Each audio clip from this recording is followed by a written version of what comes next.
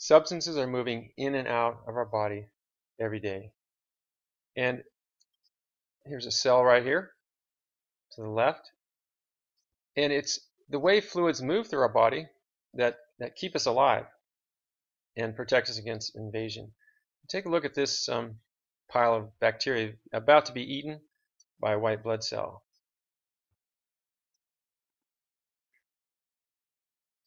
Now each cell is surrounded by a plasma membrane, which is really a fluid mosaic. It's a mosaic because it's these phospholipids, which is a fancy word for fats, and they're going to allow uncharged particles, so just mostly water, to flow in and out in a process called passive diffusion.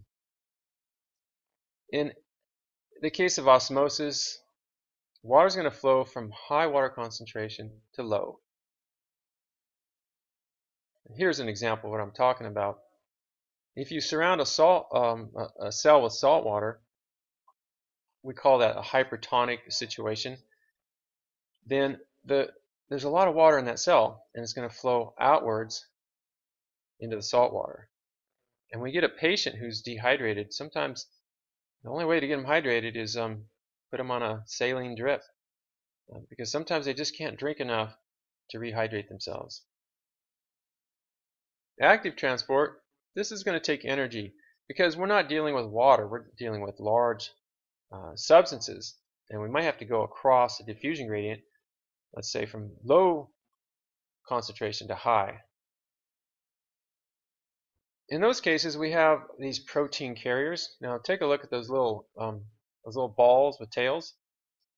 That's the phospholipid. Okay, that's the bilayer. You can see two layers, and then embedded in them, this is where the mosaic idea comes.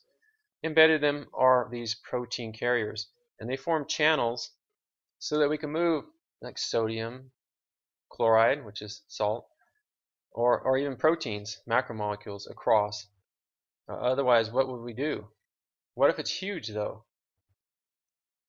Well, if it's really big, we may have to expel it through a process called exocytosis, exit. Or if it's really big and we want to eat it, then we might do endocytosis. That means to enter. In the case of a white blood cell, it's going to fold its plasma membrane inwards and consume something big like a bacteria or virus. And that's called phagocytosis. In the case of bacteria, I mentioned bacteria, but I really haven't said much about them. They are prokaryotes, and so they don't have a nucleus or organized DNA. A very different type of cell than we have. Some bacteria will cause disease. In this case, this is an example of gum disease in a patient's mouth. If you see, that's a cell, and it's surrounded by, well, the plasma membrane is covered in bacteria that are slowly extracting energy out of that cell, and that cell's going to die. You see the two cells below it? Those guys are dead already. And so our cells don't always win.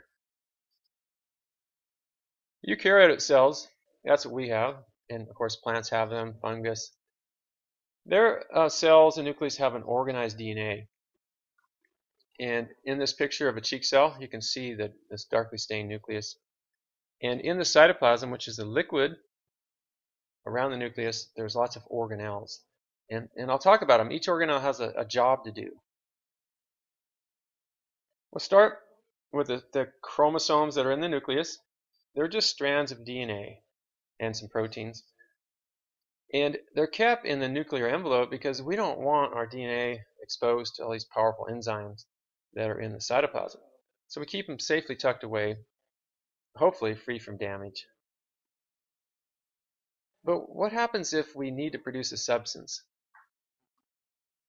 The DNA is the only one with the instructions. Okay, the DNA is like the chef. He's got the recipes, or she.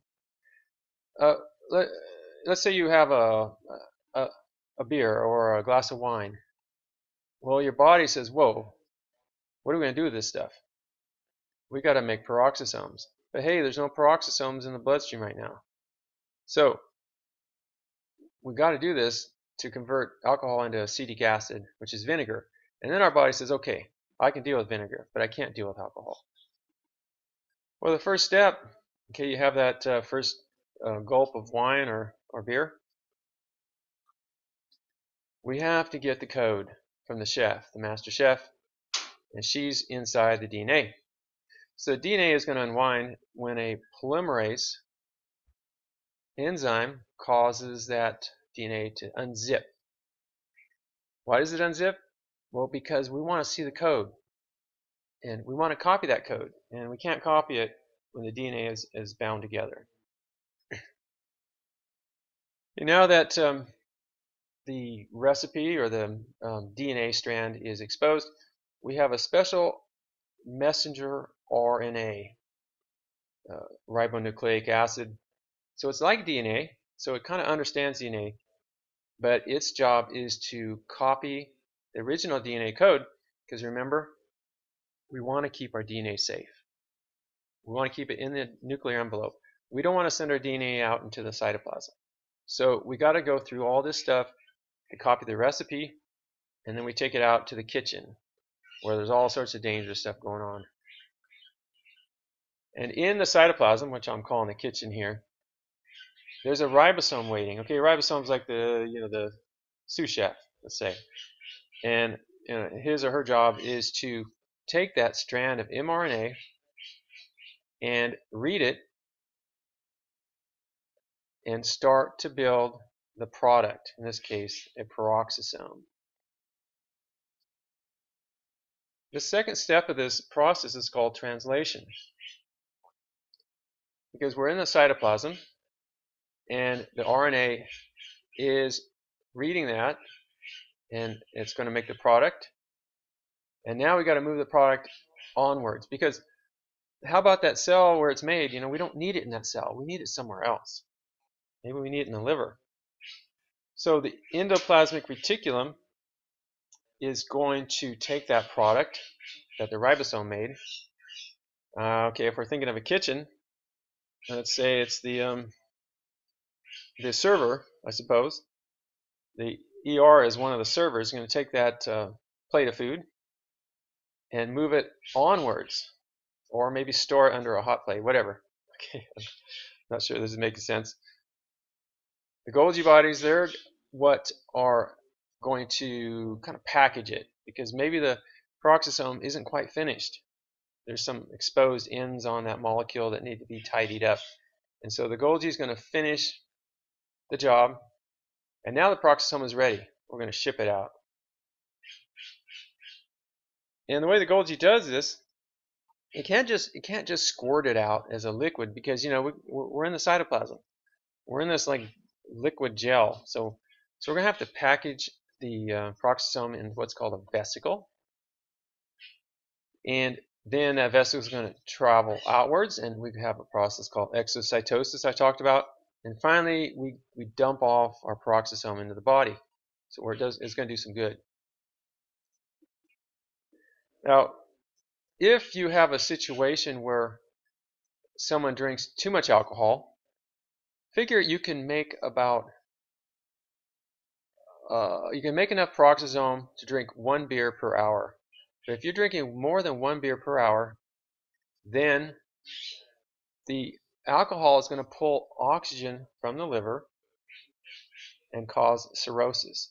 So you gotta, when you're drinking wine or beer, you gotta slow it down, drink some water, and try to do really less than a beer or a glass of wine per hour, so that you can make a constant supply of peroxisomes and turn it into acetic acid or vinegar. Now, if you don't do that, then the liver is not going to remove toxins from the blood. Ooh, there we have cirrhosis. And also, it's going to affect the immune system, and so that person's going to get sick a lot. And you can see that tissue, it's swollen, full of scar tissue. And even though the liver constantly regrows, it can't overcome heavy alcohol use. Summary here. Let's keep it simple. We have this DNA with a code, And we need to copy that code. So a messenger mRNA is going to copy the DNA code so the chromosome stays safely in the nucleus. And then RNA, with a ribosome, is going to take that code. It's going to translate it. And if you look over here, you can see the chain. That's a peroxisome being made right here. So that peroxisome is then going to move out through the endoplasmic reticulum and then to the Golgi, and the Golgi is going to finish the job, package that substance, and ship it out through a vesicle. And now the vesicle is going to send it where it can be used. Amazing. And this happens not just with alcohol. Okay, it happens with you drink a glass of milk, or whatever it is you put in your body. Your body has to respond and tell the DNA, hey, start making lactase or whatever we need. And so it's going on. It even happens while we're sleeping. Pretty cool stuff.